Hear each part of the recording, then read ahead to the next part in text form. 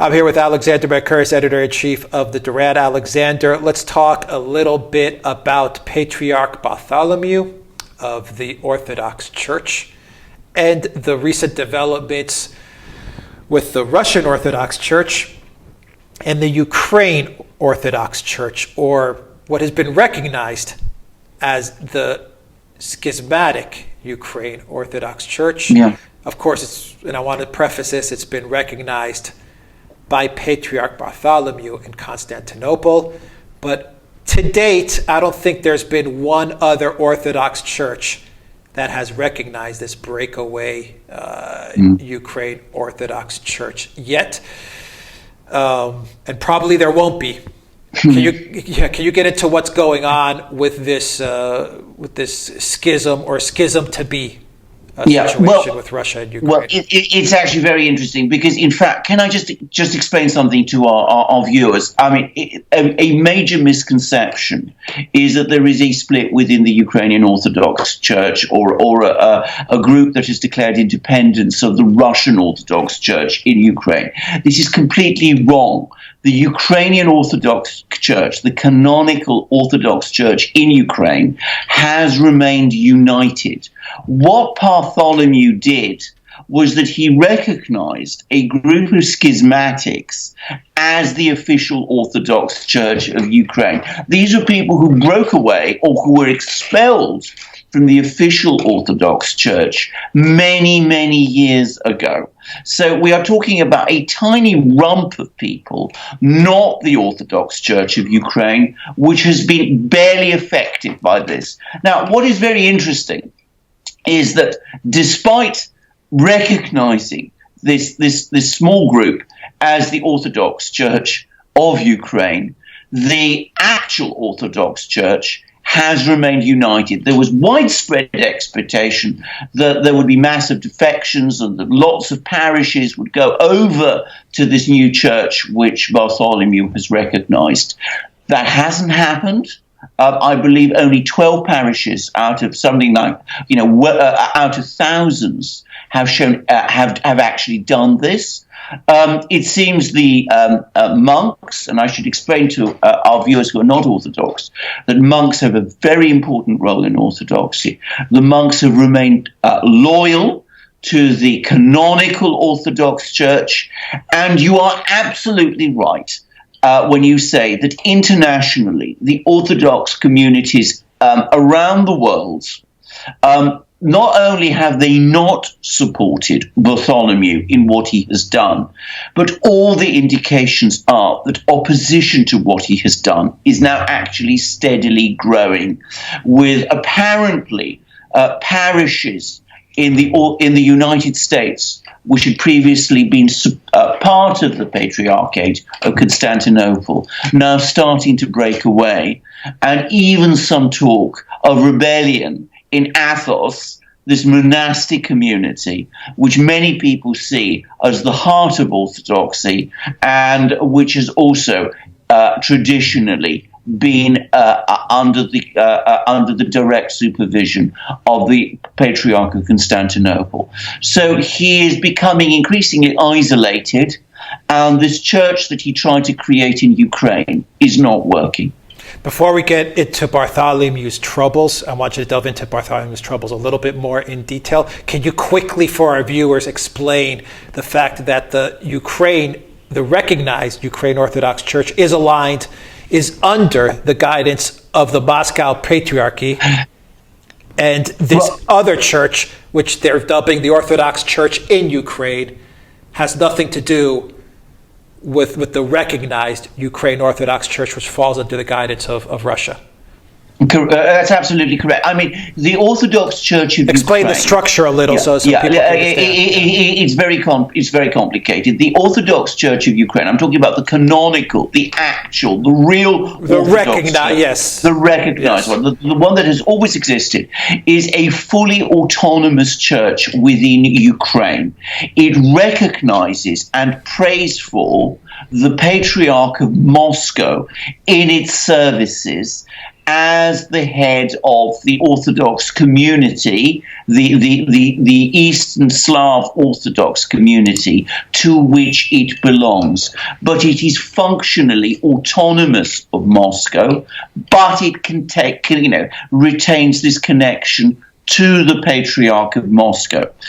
This schismatic group, which Bartholomew has recognized as the Orthodox Church of Ukraine, but which it is important to stress isn't, and which is a very small community, is a nationalist, anti-Russian church. It's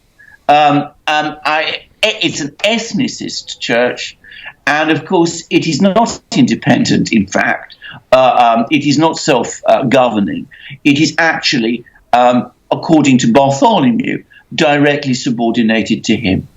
All right, now get into the fact that Bartholomew is getting isolated now, and I want you to also delve very quickly into why Bartholomew stuck his neck out to make such a decision by recognizing this schismatic church, these schismatic guys like Filaret and Maletic and these guys. Why did he take such a risky decision to do this, which has left him very, very isolated? Yes, I suspect he didn't realize how risky a decision it would be, and he didn't realize how isolated he would become. And I think he's made a massive miscalculation. But I think that there are two reasons he did it. One is undoubtedly that the fact that the Patriarch of Constantinople, which he is, has always resented the fact that the Patriarch of Moscow has far more followers than Constantinople does. I mean, it's not even close. I mean, the Patriarch of Moscow has hundreds of millions of followers. The Patriarch of Constantinople has far fewer. I mean, the community in Constantinople is a few thousand people, and there are scattered communities around the world that are subordinated to Constantinople. But it's a small church compared to Constantinople, compared to Moscow. And given that Constantinople considers itself to be the senior church within Orthodoxy, it's not surprising that the Patriarch of Constantinople has always resented this.